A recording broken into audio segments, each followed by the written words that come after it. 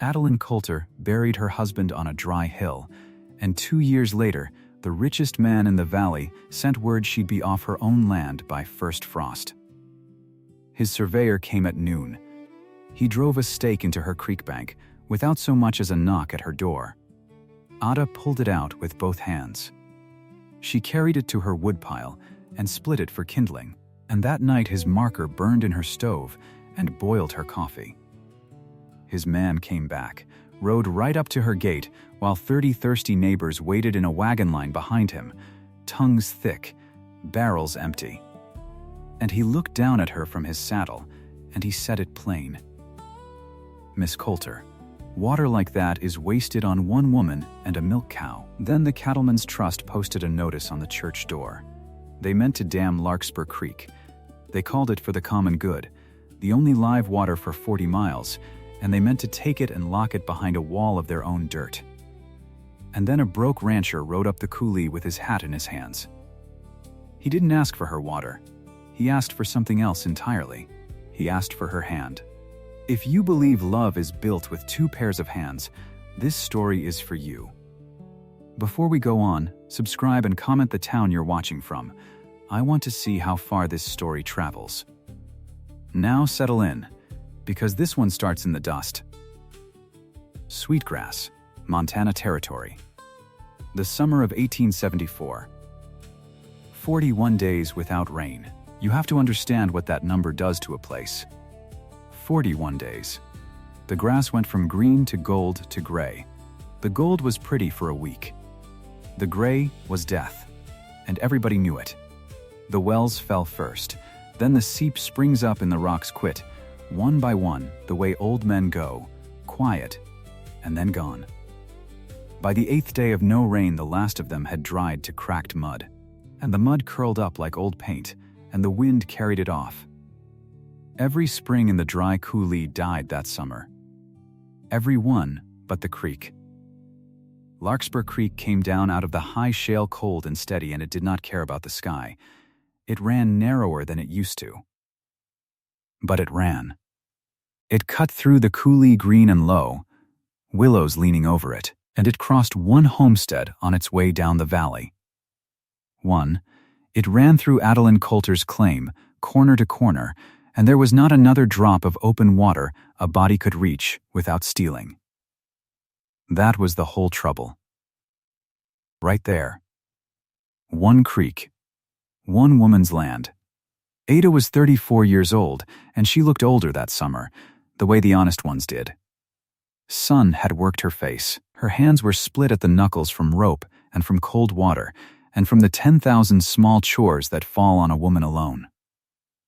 She wore her hair in a dark twist off her neck, and she had eyes the color of creek moss, deep green, and a mouth that had learned to hold a straight line whether she felt like it or not. She was up before the birds. Every day. That was not a saying with her. It was the truth of her life. Before the sun cleared the east ridge, Ada was down at the bank with the yoke on her shoulders and 2 buckets swinging, and she filled them, and she carried them up to the trough by the road. And she filled the trough. Not for herself. She had her own spring box for the house, cold and shaded, and she had her milk cow, and neither of those needed the road trough. The road trough was for the neighbors. Every dawn they came, the Vances with their 4 children and their 3 head of cattle. Old Peel, who'd lost his wife the winter before and hadn't smiled since. The Hendrys. The widow Ostrander, older than Ada and twice as stubborn. They came up the coulee road with their barrels in their wagons and their thirst in their throats, and Ada let them fill. Free, she never took a coin for water in her life, and she never meant to. She had a dipper for it. A cottonwood dipper, pale wood gone smooth and gray with handling, the bowl of it carved out clean, and the handle long and curved to the hand. Samuel had made it. Her husband. He'd whittled it their first spring on the claim, sitting on the porch step in the evening light, and he'd said a man ought to be able to offer a stranger a drink of water without borrowing a cup to do it. She dipped from the trough and passed it hand to hand down the wagon line, and they drank, and they thanked her, and she said what she always said. Thanks, Samuel. He found the water. That was Adaline Colter. She'd give you the last cool swallow off her own land and hand the credit to a dead man. The valley knew it. The valley loved her for it, in the quiet way a hard country loves the few soft things in it. And 2 ridges over, 300 head of cattle were dying. They belonged to Gideon Rourke, of the Bar R, 41 years old, and lean as a fence rail that summer, though he hadn't always been. He'd come to Montana with money enough and a good eye for grass, and for a few fat years the Bar R had run strong. Then the dry came. First one bad year, then a worse one. He'd sold off his good breeding stock to feed the rest. He'd let his hands go, all but 2. And then, all but none. And now he sat a horse alone at the edge of a dying herd and listened to them bawl for water 2 ridges from the only creek that still ran. A man will do things at the edge of ruin he'd never have thought of in a good year. Ada first saw him on the 41st day. She was at the trough with the sun barely up. She heard hooves on the road, slow, and she looked, and there was a tall, gaunt man on a tall, gaunt horse coming up the coulee. He rode with his back straight, which she noted, because most broke men slump. He drew up short of the trough, and he took off his hat. "Ma'am," he said. "Gideon Rourke. I run the Bar R, over the ridge.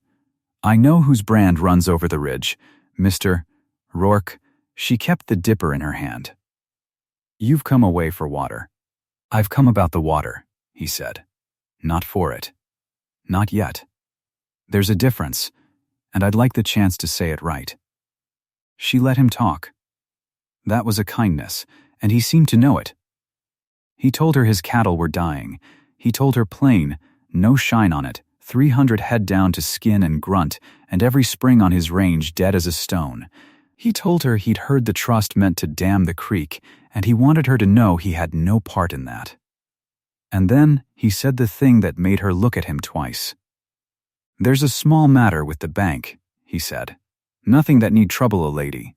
But I don't have cash to buy water, and I wouldn't ask you to sell it cheap. I've come to talk honest, that's all. A small matter with the bank. Nothing that need trouble a lady."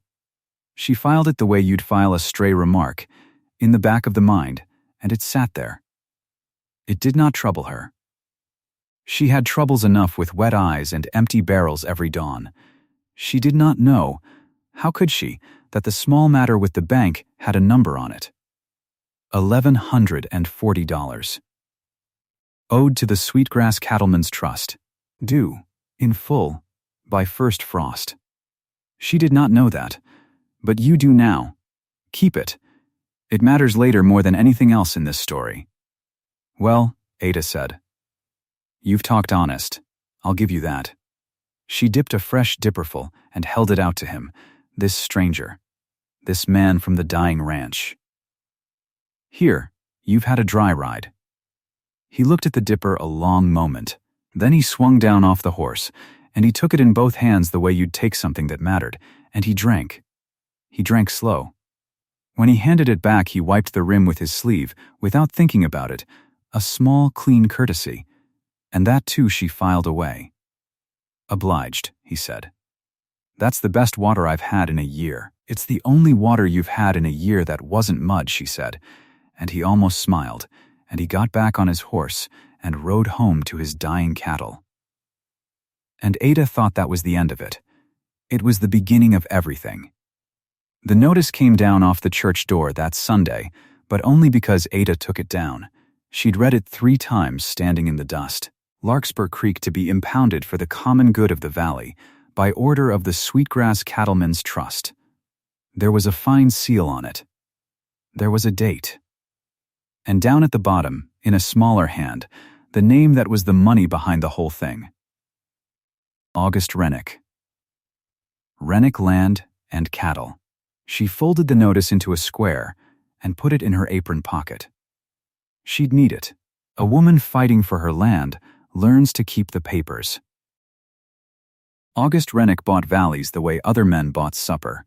He'd come up from Texas with cattle money and railroad friends, and he'd already swallowed 2 creeks south of the pass, dammed them both, and dried out every small claim that drank below. Those families were gone now, sold out for pennies or just walked off their dead ground and never came back. Rennick called it progress. He called it consolidation. He sat behind a big desk in town with a gold chain across his belly, and he'd decided, the way such men decide, that the last free water in the dry coulee ought to belong to him. The only thing between August Rennick and Larkspur Creek was Adaline Colter's proved-up homestead patent, a piece of paper with her name on it and the government's seal. Her wall and walls of paper are thin things when a rich man leans on them, and she knew it, and it kept her up nights. Rourke came back on a Tuesday. She was mending harness on the porch. She saw him coming, and she set the awl down and stood, because you stand to meet a man on your own ground, and she waited. He got down. He held his hat, and he came to the point, because he was a man who'd run out of everything but the point.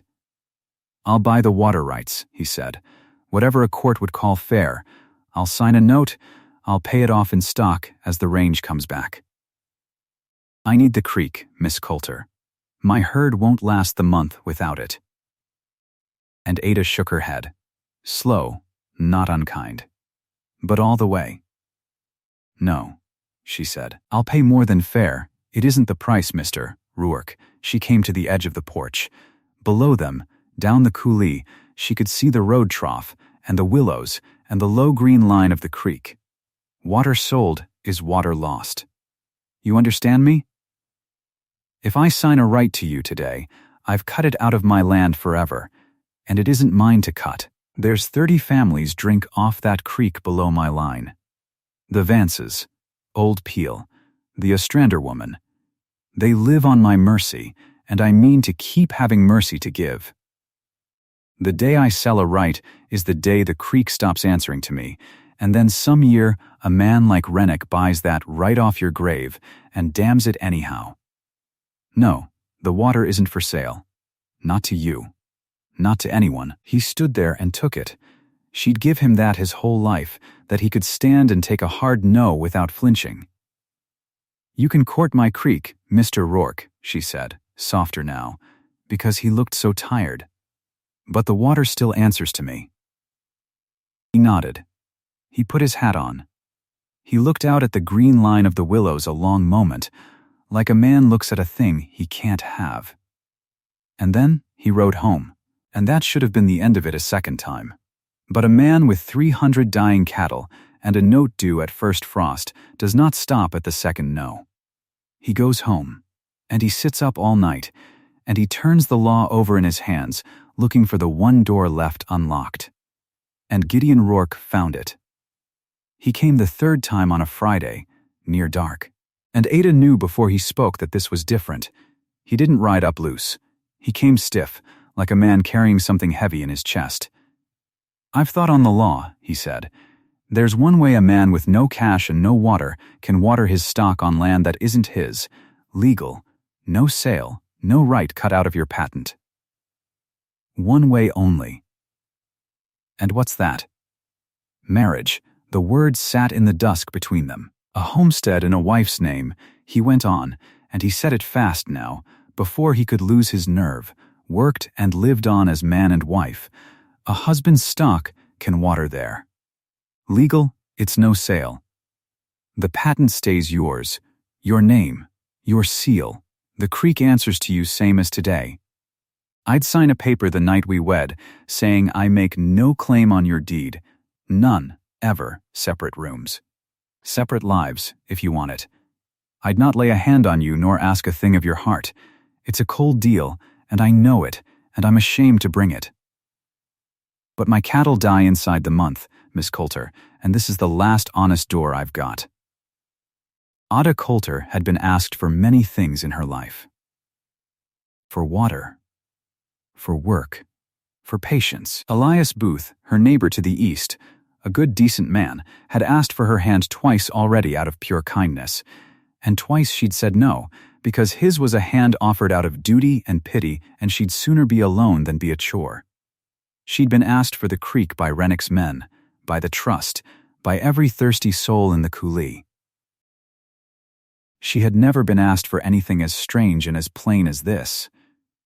She looked at him, and she thought, this is a hand reaching past me for the water, same as all the rest.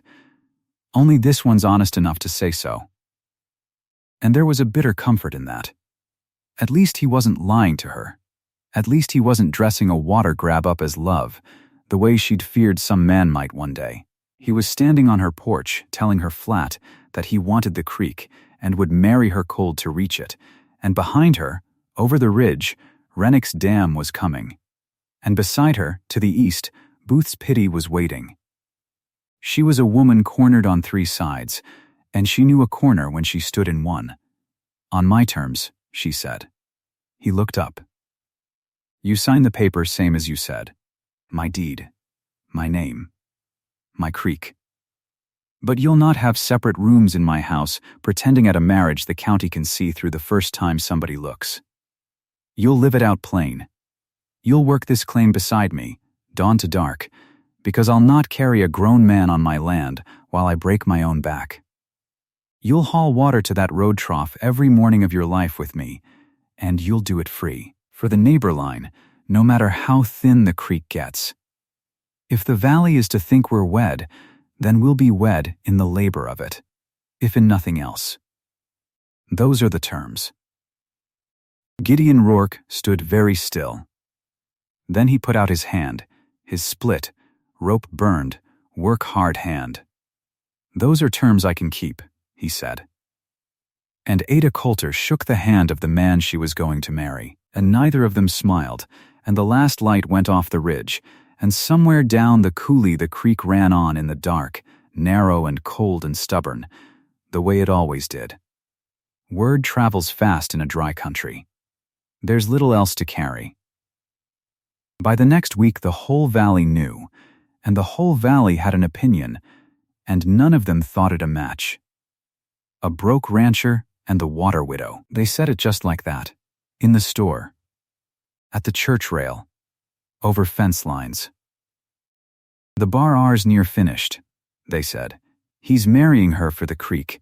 Plain as day, everybody could see it. And her, well, she must be lonelier than she lets on, or harder up than she looks, to take a ruined man like that. The kind ones pitied her. The hard ones smirked, and Ada heard every word of it, because they let her, the way people do, and she kept her chin level and her mouth in its straight line, and she said nothing to any of them. Then Rennick came, and made it worse, and made it public, all at once. It happened at the creek. It was the driest morning yet. The creek pinched down to a thread, and the neighbor line was longer than ever. 30 families or near it, wagons and barrels backed up the coulee road, and everybody's stock crowding down the one bank to drink. You never saw such a sight. The whole valley's cattle, gaunt and desperate, jammed shoulder to shoulder along that one narrow green ribbon of water, bawling, shoving, the mud churned black under 100 hooves. Dust hung over it all like smoke, and in the middle of it Ada worked the trough with her dipper, and Rourke worked beside her, his first week, hauling and pouring, the two of them soaked to the elbow, saying little, moving in the first clumsy rhythm of two people learning to work as one. And down the road came a fine black buggy. It shone. That was the thing you noticed first. In all that dust, it was clean. Not a speck on it. 2 matched bays drew it, and a driver held the lines, and in the back sat August Rennick, with his gold chain and his soft hat, come out from town to look at the water he meant to own. The buggy drew up at the edge of the crowd. The thirsty cattle bawled. The thirsty families watched. And Rennick did not get down. He simply raised his voice, so all 30 of them could hear it, because he wanted them to. Miss Colter. He smiled when he said it. I'll come to the point, as I'm a busy man. The trust will buy your claim. Today, a fair price and a good deal more than fair, enough to start you fresh anywhere you please, far from this hard little valley and all this labor that's clearly wearing you thin. We'll impound the creek proper, build it up, hold the water safe behind a good dam, and ration it out orderly to the whole valley under management. No more of this. He waved a soft hand at the churned mud, the shoving cattle, the long line, this scramble. Let a man who knows business carry the burden. Spare the widow the weight of it. What do you say? It was cleverly done. You have to grant him that. He dressed a theft up as mercy and set it in front of the very people whose thirst he meant to profit from, and for a moment, just a moment, you could see some of them wavering. A good price. An orderly ration. It sounded almost kind, if you didn't know that every family below his other 2 dams was gone now, sold out and scattered. Ada set down her dipper. She wiped her hands on her apron. She walked out from the trough to the edge of the road where the whole valley could see her, and she faced the shining buggy, one woman in a wet apron, mud to her elbows. "Mr. Rennick," she said. Her voice carried. She made it carry. "You dammed Willow Fork 2 years back and rationed it orderly, and I'll ask these folks to recall where the Willow Fork families are today." "Gone. Every one. Bought out at your fair price and starved off their dry ground inside a year, because a dam doesn't make water, it only decides who gets it, and you decide for the man who pays. You'll not do it here. This creek runs free off my land, and it'll go on running free, to every barrel on this road, for as long as my name's on the patent. And my name will stay on the patent. A woman alone can't hold a claim against. I won't be alone." She said it clear. She turned her head, and she found Rourke standing at the trough, water dripping off his hands, and she held his eyes across the churned mud for the length of a breath. Then, she turned back to Rennick. "I'm to marry Gideon Rourke of the Bar R. Come first frost, we'll work this claim as man and wife, and the creek will answer to the both of us, and to no company on earth. So you can turn your fine buggy around, Mr. Rennick, and you can tell your trust the water isn't for sale. It wasn't yesterday, and it won't be tomorrow. You could have heard a leaf drop, if there'd been a green leaf left to drop." 30 families stood in the dust and looked from the widow to the buggy to the gaunt rancher and back. And you could see them doing the sum in their heads, the broke man, the water widow, the mismatch of it, and you could see them not believing in it as a marriage, even while they were glad of it as a wall against Rennick. It was the strangest thing. They judged the match and cheered the stand, both at once in the same silent stare. Rennick's smile went thin. He looked at Rourke a long, cold, measuring moment, and something passed behind his eyes, some private calculation, and if Ada had known how to read it, she'd have understood right then that August Rennick knew a great deal more about Gideon Rourke's small matter with the bank than Rourke had let on. But she couldn't read it. Not yet. "Congratulations," Rennick said, and made the words sound like a threat. He tapped his driver's shoulder. The clean buggy turned in the dusty road and rolled back toward town, and the whole valley watched it go, and then, slowly, one wagon at a time, they went back to the water. And Ada went back to her dipper. And Rourke, beside her, said low so only she could hear it, "That was well done." "It was true," she said. "That's all it was." And she handed him a full dipper, and he drank, and they hauled water together till the sun was high. They were married 11 days later, on a hard blue morning without a cloud in the whole enormous sky. That was the cruelty of it. The weather. It should have rained for a wedding. Even a mean sky ought to give a bride a gray day to match a cold marriage. But that morning the sky came up clear and bottomless and blue as a jay's wing, not a wisp anywhere, the sun already white and pitiless by 9 o'clock. A perfect drought day. A day for a wedding that was really a water contract, done under a sky that promised nothing. They stood up in Ada's own front room.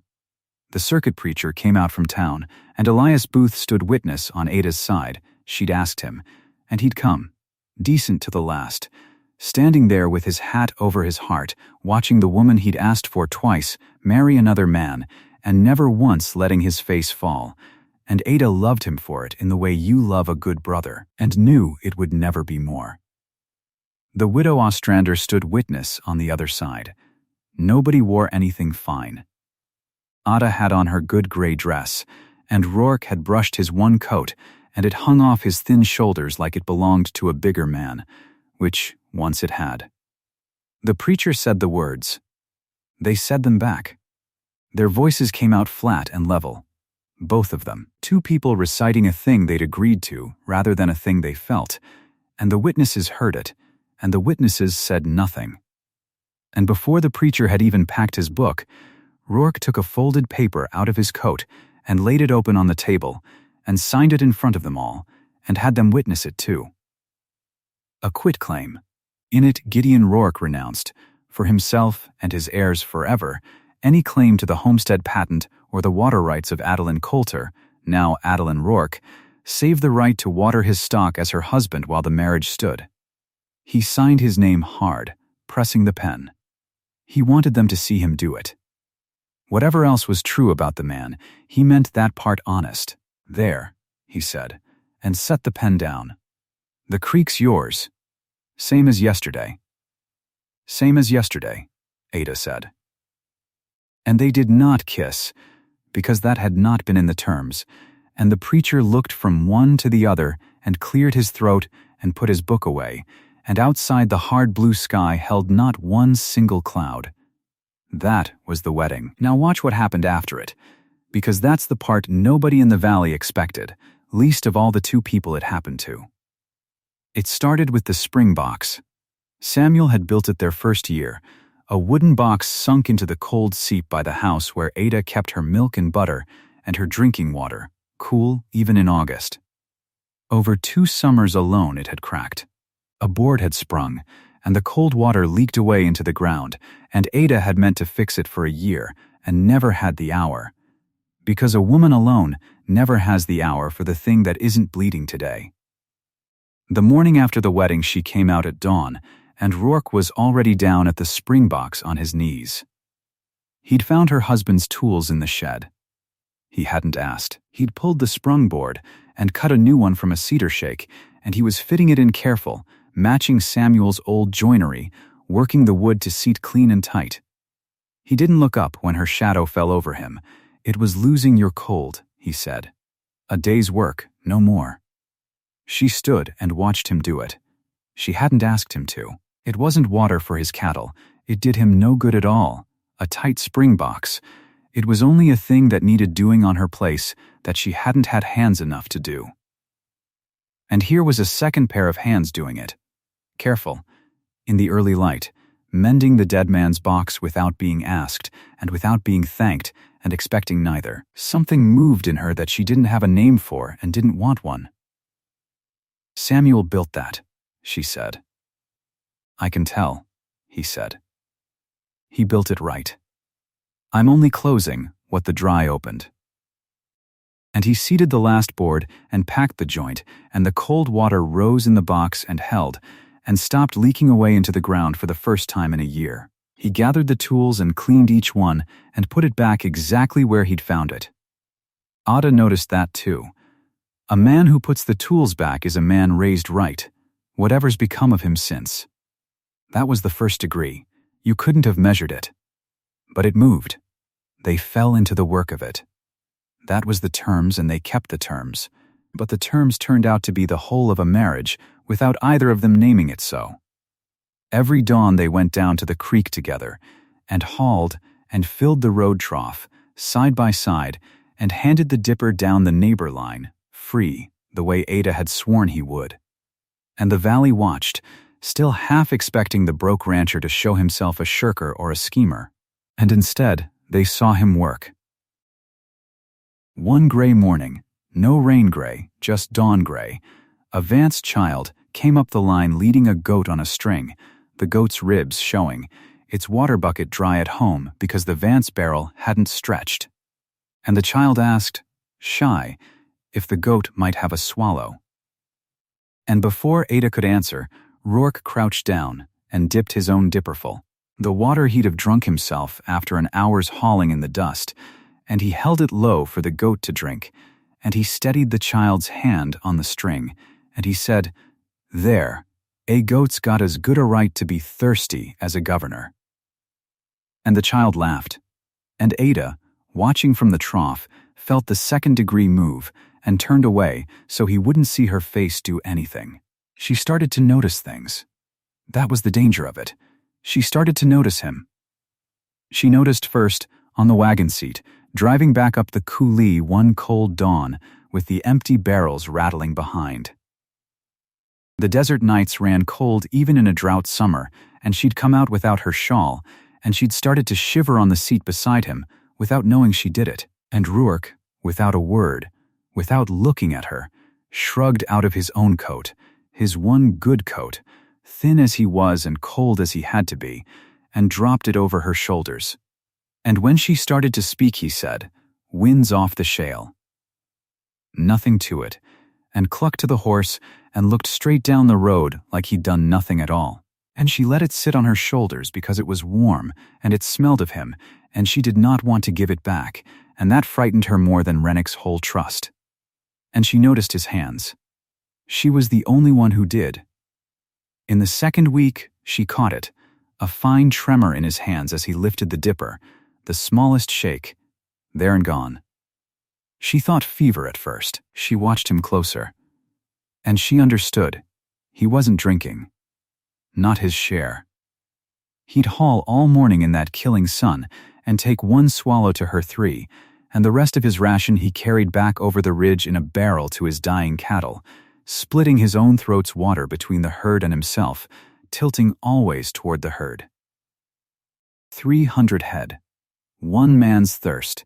He was starving his own body of water to keep the bar breathing one more day, and telling no one, and his hands shook from it, and nobody in the whole valley had seen it but her.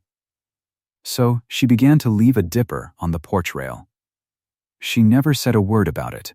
Every evening, after the work, she'd fill the cottonwood dipper cold from Samuel's mended spring box and set it on the porch rail where he'd pass it coming in from the stock. And every evening, it was empty by dark. They never once spoke of it. It just was. A full dipper at dusk, an empty one by night, a small silent traffic of water between two people who had agreed to have no traffic of the heart at all. Then the steer went down. It was one of his bar animals, watered on her land now under the terms, a big red steer that fell in the willows near the creek in the heat of the afternoon and couldn't rise. Rourke found it and got a rope on it and hauled and coaxed and could not lift it, and it lay there heaving, its gut swelling wrong, and he knelt in the mud beside it near sick, with the helplessness of a man watching one more head of his ruined herd slip away. Ada came down from the house. She looked at the steer. She looked at its swelling side and its rolling eye, and she said, "Water founder, and something in the gut with it. Samuel doctored this once. Hold his head." She went back up and came down with things, a jar of dark salve, dried mustard, a fistful of herbs she grew by the door, a bottle, and she made a poultice the way Samuel had shown her long ago, hot and biting, and she worked it into the steer's swollen flank while Rourke held the great head still and murmured to it, and she drenched it from the bottle down its throat, and she worked over that animal in the mud for the better part of an hour with her sleeves rolled and her arms filthy to the shoulder. And the swelling eased, and the steer belched, enormous and ridiculous, and its eyes stopped rolling. And after a while it heaved itself up onto its legs and stood there swaying. Alive, Rourke looked at the steer. Then he looked at Ada, muddy to the elbows, pushing a wet strand of dark hair off her face with the back of one filthy wrist. "I couldn't have saved that," he said. "Quiet. I'd have lost him. You saved a head of my herd on your own land with your own hands and Samuel's own medicine, and I don't." He stopped. Started again. "Thank you." Ada, her given name. The first time he'd used it. It had been Miss Colter, then a careful nothing at all through the whole wedding, and after, and now here it was, plain, in the mud, over a living steer. Ada, she heard it land. She felt it land. And she said, because she had to say something, and there was nothing safe to say, thanks Samuel. He found the medicine same as he found the water. But it came out softer than she meant it, and they both knew, standing there in the ruined willows with a saved steer swaying between them, that something had crossed over that neither of them had put in the terms, and neither of them knew how to take back out. That night the dipper on the rail was empty by dark, same as always, but in the morning there was a second dipper beside the first one on the rail. A rough one, new carved, cottonwood, the work of a man at a knife by lantern light, matched to Samuel's as near as one man could match another's hand. He never said a word about it. Neither did she. But now there were 2 dippers on the porch rail at dusk, and 2 of them empty by dark, and the valley below ran on toward first frost with the note coming due that Ada still did not know the number of. She'd forget for whole hours at a time now that it had started as a contract. That was the true danger, and she knew it. Lying awake in the dark of the house with the man she'd married for water asleep under the same roof and the creek running low and cold outside, narrower every week. 41 days had become 60, had become more. No rain. The creek pinched down and down. And then, late one night in the small black hours, Ada woke to a sound that wasn't right, or rather to the absence of one. The creek. She'd fallen asleep to the sound of it every night of her married life on this land, that low, steady voice of live water in the dark. And now, it was wrong. Thin, choking, gulping, almost, like a thing with a hand at its throat. She rose in her nightdress and went out onto the porch, barefoot in the cold, and she looked down the coulee toward the head of the spring where the creek came out of the shale. And in the starlight, she could see that the water was failing. She did not stand and watch it die. She went back inside and pulled her boots on over bare feet and took Samuel's coat from the peg because it was nearest, and she was down off the porch before she'd thought the thing all the way through. The horse didn't want to be caught in the dark. She caught it anyway. She rode 2 ridges over with the stars hard and cold above her and the ground silver under the hooves. And the whole way she could hear, or thought she could hear, the creek behind her drowning in its own throat. She had never once ridden to Gideon Rourke for anything. That was the shape of the thing they'd built. He came to her. He hauled, he mended, he asked with his hands and never his mouth, and she received it on her porch like a woman receiving rent. That was the contract, and here she was breaking it in her nightdress under Samuel's coat, riding hard for a man she'd married for water, because the water was the one thing she could not save alone. She found the bar R by the sound of the cattle first. 300 head don't sleep quiet when they're thirsty. She heard them a half-mile off, that low broken bawling that gets into your teeth. And then she saw the dark shape of his shack against the paler dark of the hill, and she was off the horse and pounding the door before it had fully stopped moving. Rourke. She hit the door with the flat of her hand. Rourke, get up. The door opened on him half-dressed and holding a lamp, and his face, when he saw her, was a thing she'd think about later. Not annoyance. Not confusion, fear, straight to fear, because a woman who has never come to you does not come to you at night for a small thing. It's the creek, she said. The head's choking. It's failing. Gideon, right now, tonight, he didn't ask a question. He set the lamp down and turned and had his boots and his coat before she'd finished, and that was the first thing. A lesser man asks how bad. A lesser man asks, are you sure? He just moved. They rode back together, and neither of them spoke. There was nothing to say that the horse's breath didn't say for them, hard and white in the cold. And when they came up the coulee to the head of the spring where the water came out of the shale, they saw it plain in the lantern light. The seep had pinched down to a black thread. Drought silt had come down in the low flow and packed the throat of it, a slick gray mud, thick as tallow, and the good water was backing up behind it and going nowhere, and below the block the creek bed was already showing wet stones going dull. "Get down in it," she said. And they got down in it. There was no clever way, there was no tool for it that Samuel had ever made.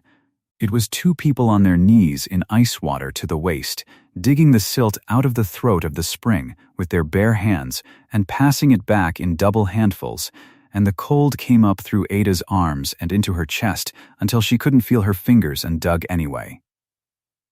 Rourke worked beside her and above her and around her, and once when she slipped on the slick shale and went down to her shoulder in the black water, his hand had her by the coat and had her up again before she'd swallowed, and neither of them remarked on it. They just kept digging. It took the better part of 2 hours. She would not have believed a person could be that cold and keep moving, but somewhere in the last of it she felt the pack of it give under her hands, a soft, heavy sliding, the whole plug of silt letting go all at once, and then the water came. It came in a cold gray rush over both their arms, and it took the last of the silt with it downstream in a curl of mud, and under the mud, clearing behind it, came the true water, the live water, running clean and fast and loud again over the stones. She sat back on her heels in the mud and listened to it, that low, steady voice, back in the dark. And she started to laugh, or maybe she was crying. She genuinely could not have told you which, and when she looked over at Gideon Rourke, he was sitting the same, sunk to the waist in freezing mud in the starlight. And he was grinning at her like a boy. "Listen to it," he said. "I hear it." "No," he said. "Listen."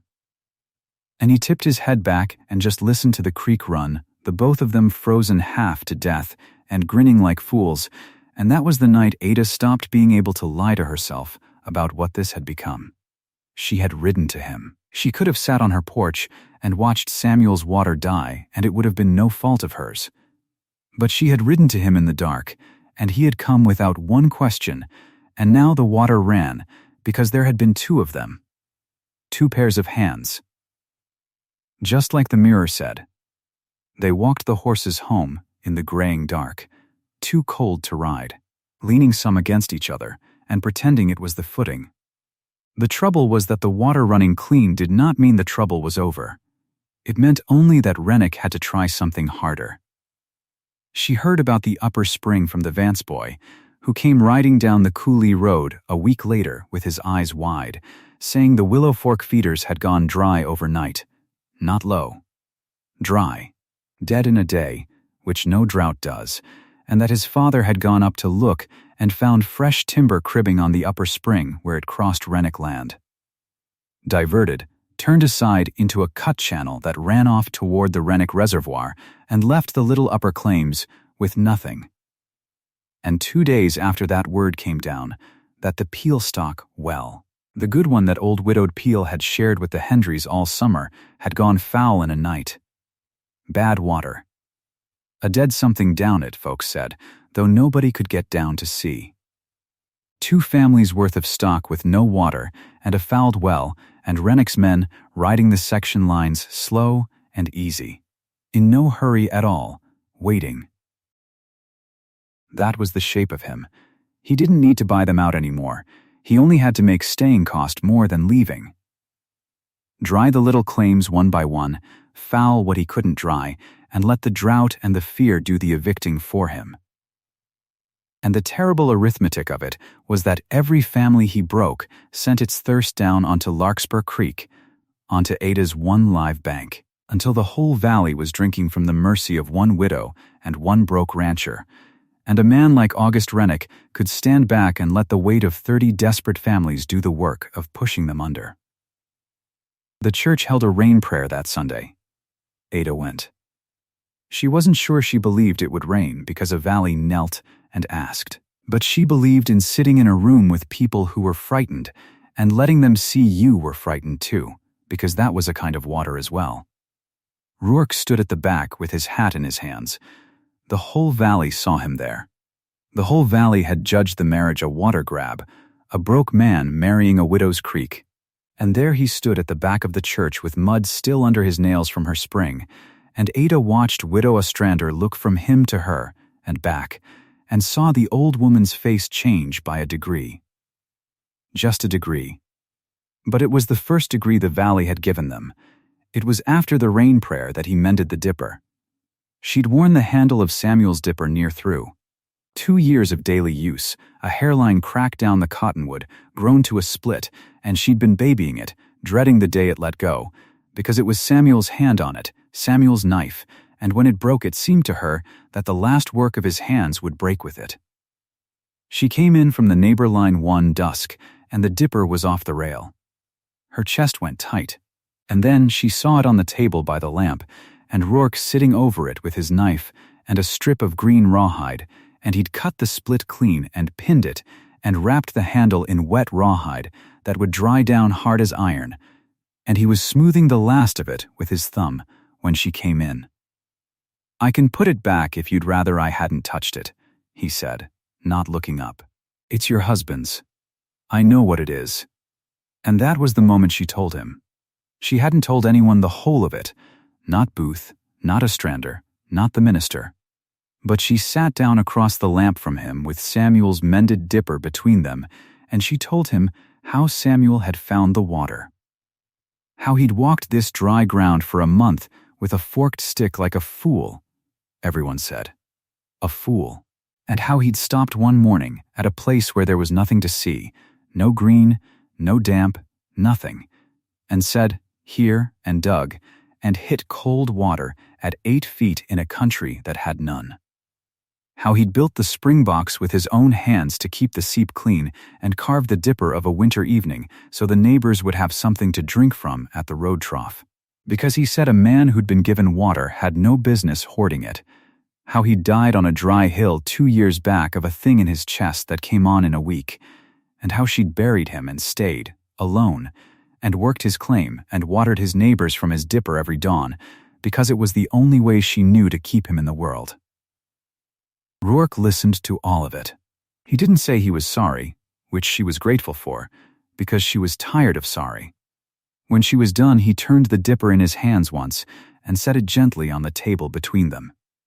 "He found the water," Rourke said. "You kept it running. That's not a small thing you did alone." And a few nights after that, without a word about it, there was a second dipper on the rail beside the first.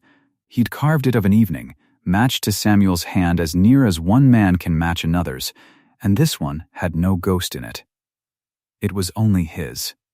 And Ada understood, filling both of them at the creek at dusk, that she had let go of something in letting his hands touch Samuel's work, and that the letting go did not feel like losing Samuel.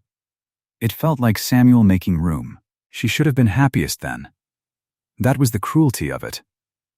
Because it was 3 days after the second dipper that she found the letter, and the whole warm world she'd let herself build turned over in her hands and showed her its cold underside. She wasn't looking for it. His saddlebag had come off the peg when she brushed it, reaching for her own coat, spilled its little store of a bachelor's life across the floor. A spare shirt, a whetstone, a folded paper gone soft at the creases from carrying. She picked the paper up to put it back. She was not a woman who read another's letters, but her own name was on the outside of it, in a stranger's clerk hand, Miss A. Colter, and a name will stop you, and she opened it before she'd decided to. It was from the Sweetgrass Cattlemen's Trust. It was addressed to Gideon Rourke. And it was, in the plain cold language of money, an offer. The trust held his note, $1,140, due in full by first frost, and the bar R and every head on it standing surety against it. She read the number twice. 3 times. The number he had never once said to her. The number that had been sitting in his saddlebag through every dawn haul and every night in the mud and every dipper on the rail. And the offer beneath it, in August Rennick's own signature at the bottom, was this: marry the widow Colter, secure by that marriage a lawful right of access to Larkspur Creek, deed that access to Rennick land and cattle, and the note, the $1,140, the herd, the whole drowning weight of it, would be forgiven. In full. Gone, she sat down on the floor of her own front room with the letter in her hand and did not make a sound. Every warm thing she'd let herself believe reordered itself in front of her into a colder shape. He had not ridden up her coulee gaunt and desperate and honest. He had ridden up with a bank in his saddlebag and a price on her creek and a way to pay a debt she'd never known he carried. The mending of the spring box. The coat over her shoulders on the wagon seat. The dipper carved by lantern light, matched to her dead husband's hand. She'd wept over that dipper, near enough. And it had been the terms of a deal. He had not been unable to keep the marriage cold. He had been building the warmest, most patient, most convincing purchase of a woman's creek that August Rennick's money could buy. She heard him ride in at dusk. She heard him fill the 2 dippers at the creek, the way he did, and set them on the rail. She stood up off the floor, and she folded the letter along its soft creases, and she went out onto the porch, and she did not weep, because she would be damned to the last dry hill in the territory before she wept in front of him. He turned from the rail and saw her face, and knew. "Ada," he said. She held the letter up, just held it, so he could see the clerk hand in the fold of it, and watched the thing go out of his own face, the color, the warmth, everything, until he was just a tall, gaunt man standing on her porch in the dusk with the 2 dippers on the rail behind him. "I was going to tell you," he said. When her voice came out level, and that frightened her, how level it was. "Before first frost, or after? Before you deeded my husband's water to the man building the dam, or after? I never signed it." He took a step, and she did not move, and he stopped. "Ada, I've had that paper since before I ever rode up here. Rennick sent it to make a fool of me in a dry bed of your creek, and I took it, God help me, I took it as a way to save the herd, and then I came up here, and He stopped. His hands were open at his sides. "I never signed it. It's been sitting in that bag turning to nothing while you carved me a dipper." She heard the crack come into her own voice and hated it. "While you starved yourself and gave your share to my neighbor's goats." Was that the deal too? Is that in the letter? The part where you make the widow love you so she won't fight the deed? "No. You came for the water, Gideon. I came for the water," he said. "Lo, that's true. I won't stand here and tell you it isn't. I came for the water, and I'd have signed that paper the first week and never lost a night's sleep. And then I couldn't. That's all I've got. It's true, and it's small, and it's all I've got. I came for the water, and somewhere in it I stopped being able to picture the place without you in it, and I would rather lose the herd than get off my land." He stopped. She took his ring off her finger. It had never been much, a plain band he'd bought used in Sweetgrass, and she'd worn it because the law wanted her to, or so she'd told herself, and she set it on the porch rail beside the 2 dippers where he'd see it. "You came for the water," she said. "You can have the walk back to it.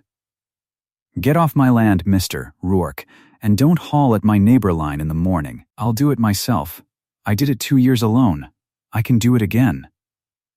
He looked at the ring on the rail beside the dippers for a long moment. Then he took his hat off, of all the fool things, took his hat off to her like it was a wedding again, and he got on his horse, and he rode down the coulee in the last of the light, and Ada Colter stood on her porch and watched him go, and did not weep until the sound of the horse was well and truly gone. First frost was 4 days off. She learned the rest of it the way you learn things in a small valley, in pieces, from the road. That Rourke's note was due at the trust office in Sweetgrass by first frost, or the Bar R went to auction. 300 head, and the land and all. That Rennick had ridden into town smiling. That the whole thing would be settled Thursday at the land office, the dam notice, and the note, and all of it. And the valley was riding in to see it, because when a rich man settles his business in a small place, the small place comes to watch whether it's asked to or not. Ada told herself it was no concern of hers. She'd barred him from the creek. Let him sign his paper and save his herd, and deed his access, and let Rennick have his dam, and let the whole valley dry up and blow away. because she was one widow with one creek, and she'd been a fool to think two pairs of hands meant anything but one of them reaching past her for the water, the way every offered hand always had. She rode into Sweetgrass Thursday anyway. She told herself it was for supplies. The land office was full. The same faces from the summer, the stock crowd faces, the 30 families packed to the rail. Widow Ostrander and old Peel and the Vances and the Hendrys and Elias Booth near the front with his hat in his hands, and August Rennick at the clerk's table in a good coat with a young nephew at his elbow, and papers spread before him, like a man laying out his supper. The dam notice was on the table. The note was on the table. The deed of access to Larkspur Creek, ready for a signature, was on the table. And into that room, a few minutes past the hour, came Gideon Rourke. He looked like a man who hadn't slept. He came up the middle of that packed room and everyone watching, the whole valley that had called his marriage a water grab, and he stopped at the clerk's table across from Rennick, and he did not sit down. Mr. Rourke, Rennick had a voice like a well-oiled hinge. We'd near given you up. It's a simple business. Your access deed, your signature, and the note's forgiven. The bar R stays yours. You'll water 300 head off Larkspur legal and lasting, and the trust builds its reservoir for the common good, and everyone here goes home to supper. Sign, and it's done. And he slid the deed of access across the table and held out his own pen. Ada, at the back, saw Rourke look at the pen. She saw him look at it a long time. 300 head. His whole life's work bawling thirsty 2 ridges over. A debt gone in one stroke, and the herd saved, and no more sleeping in a cold shack broke. Everything he'd ridden up her coulee for in the first place, laid out on a table, with a pen on top of it, he picked the deed up. And he tore it in half. The sound of it in that quiet room was the loudest thing.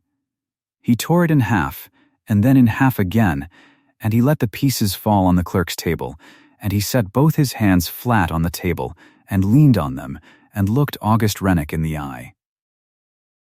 The water answers to Ada Colter, he said. It doesn't answer to your company, and it doesn't answer to me. I married her for it. I'll say that plain in front of everybody, because half of you have been saying it behind your hands all summer, and you may as well hear it from me. I rode up that coulee to buy a dead man's creek with a wedding ring and this man's money. He didn't look away from Rennick. And I found a woman up there, worth more than 300 head, and a banknote, and this whole dry valley put together, and I'll let the bar R go to the auctioneer's hammer before I sign one drop of her water to you. Rennick's oiled voice didn't change, but something behind it did. Then, you're a ruined man. Miss Rourke. I expect so. Rourke straightened up. He turned from the table and faced the clerk, and behind the clerk the land agent from the district, and he raised his voice so the whole packed room had it. But before I'm a ruined man, I'll say the other thing I came to say, and the land office can write it down. That damn notice on the table wasn't filed for the common good. It was filed to dry out every proved-up claim in this valley so this man could buy them for nothing after. He diverted the upper spring off the Willow Fork claims himself, with his own timber and his own men. Go up and look at the cribbing. It's got the mill mark on it. He fouled Peel's well. Ask Peel what his water tasted like the morning after Rennick's riders came through. He's been drying this valley on purpose, family by family, and calling it drought, and calling it the common good, and I'd have helped him do it for $1,140 if I hadn't gone, and... He stopped. He didn't finish it. But his eyes went to the back of the room and found Ada standing there, and the whole valley turned to see who he was looking at. And there she was. The land agent was already reaching for the damn notice, with a new expression on his face. It came apart for Rennick fast, the way these things do once the first stone goes. The agent said the diversion of a natural watercourse crossing filed claims was a matter for the district court, and he'd be riding up to see the cribbing himself and its mill mark.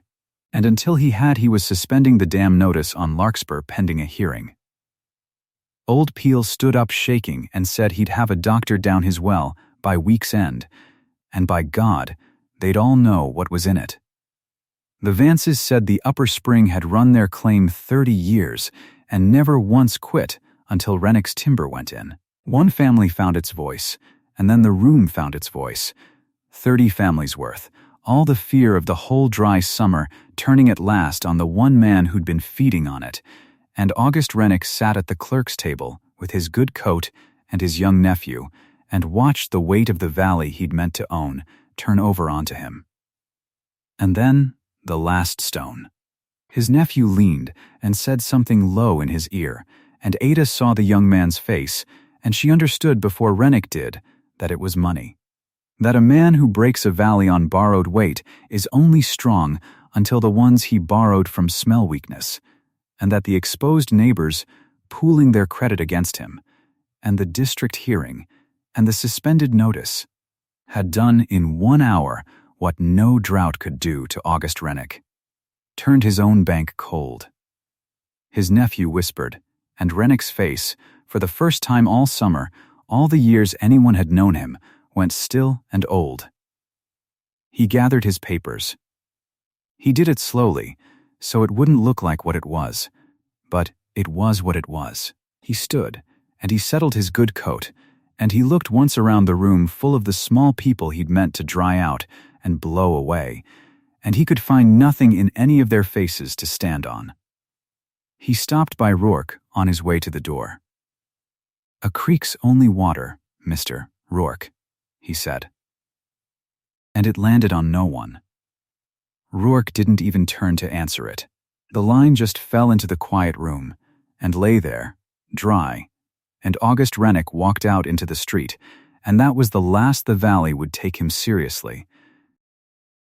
The trust, with the diversion exposed and its moneyman's backing gone soft, stayed the foreclosure on the Bar R pending the hearing.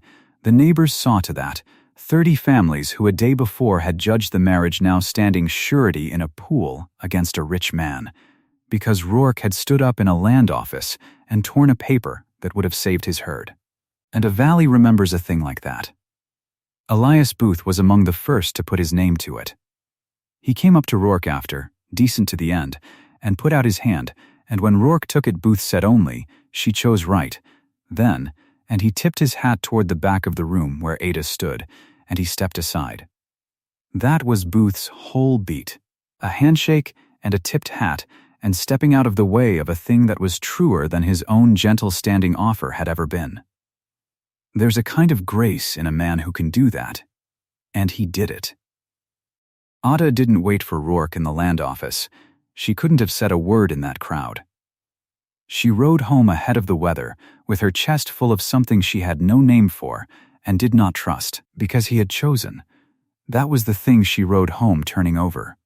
He'd had the pen in his hand and the herd on the table, and he'd torn it up in front of everyone and said her name into a room that had spent all summer sneering it. He hadn't come for the water. Or he had, and then he hadn't, and the difference between those two things was the whole difference between the man in the letter and the man in the mud beside her at the spring. It started to rain before she reached the coulee. Not a spit, not a tease, the real thing, at last, 41 days and more of hard blue sky breaking all at once into a low gray sky, and a smell come up off the ground that a person forgets in a drought, that dark wet smell of dirt drinking, and then the rain coming straight down warm and heavy over the whole valley, over the church and the Bar R and the neighbor line and Larkspur Creek running loud and clean in its bed. She sat her horse in it and let it soak her through and did not hurry, and by the time she came up her own coulee, the creek was up and singing and the two dippers on the rail were catching rain. He came at dusk.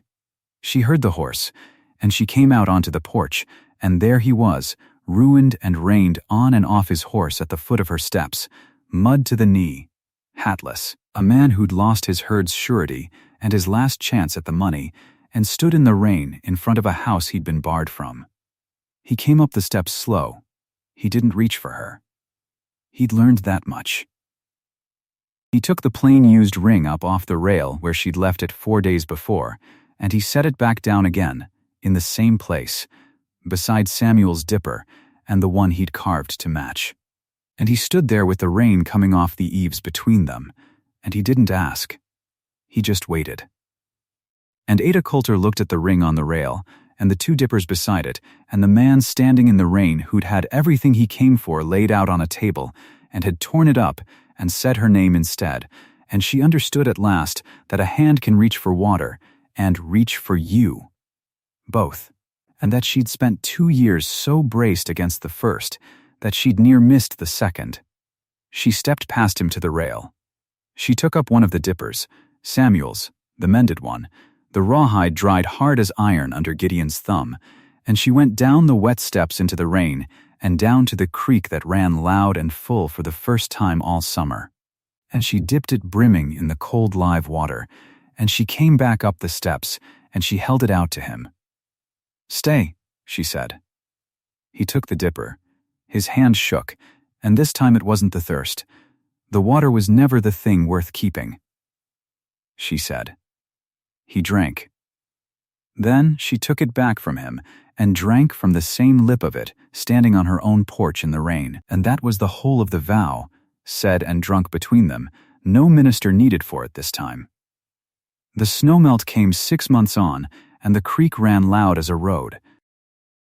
Ada stood at the spring box on a bright cold morning, with the runoff coming down hard and clean off the shale, and she watched the Bar R cattle water at the same bank as her 1 milk cow, 300 head saved by a valley's pooled credit, drinking easy beside a widow's jersey, and no fence between them, and no notice on the church door, and no timber cribbing on the upper spring, which the district court had ordered pulled out, and August Rennick made to pay for. He'd sold out of the valley by then. Word came down on a passing wagon that he'd gone east to whatever a man like that goes east to, and nobody at the neighbor line looked up from their buckets to watch the wagon pass. Samuel's spring box was mended, the crack Rourke had closed grown tight and dark. Beside it stood a new cottonwood marker, carved by Gideon of a winter evening, that said only the water is shared, because that was the thing Samuel had believed, and the thing that had saved them all. That water shared is water that never runs out, and it turned out to be true of more than water. 2 dippers hung by the door, and on the wall of the front room, framed under glass where the lamp caught it, hung the proved-up patent to the homestead on Larkspur Creek, in the name of Adaline Colter, still hers, as it had been in the terms, as it would stay. He'd never asked to have his name put to it. She'd offered, once, that first spring, and he'd shaken his head and said the land already knew who it answered to, and gone back to his carving. They filled both dippers at the creek every dusk, the way they still do, and set them on the rail, and by dark they're both empty, one for the neighbor at the road trough, one for whoever comes up the coulee thirsty, because a man who's been given water has no business hoarding it. That's the whole of it. A widow, a broke rancher, a cold contract, and 1 live creek in a dry valley, and how the deal turned to the truest thing either of them ever built. 2 pairs of hands. If you've watched this far, tell me the town you're watching from, comment your city, and let's see how far this story has traveled.